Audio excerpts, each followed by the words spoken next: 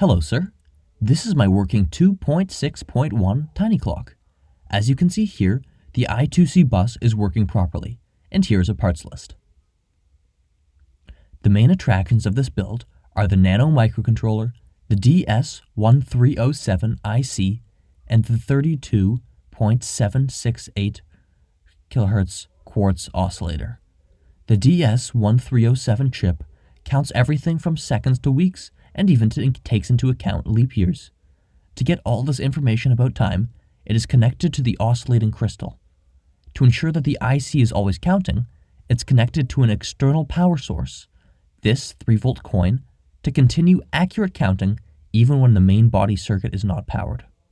The I2C bus is a very interesting piece of this build, only made more so by the fact that it can control components using only two lines, the serial data line and the serial clock line. The serial clock line sends a clock signal that lines up data transfer between master and slave devices. The other line, the serial data line, is responsible for carrying the data between devices.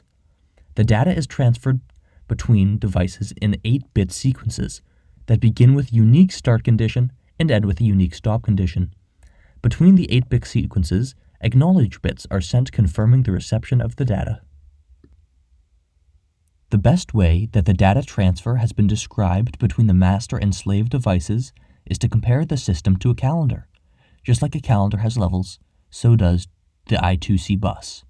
On a calendar, you start by looking for the correct month, and similarly, the I2C bus starts by looking for the correct component address. After you find it, on a calendar, you would look for the correct week, and an I2C bus would look to communicate with the internal register address. Finally, you'd look for the day, and the I2C bus will look for the correct data to send. But in this build, we are only working on the very top level, or looking for the month. The code reflects this fact, as it is only searching for the component's address, and then stating how many addresses there are, and what they are.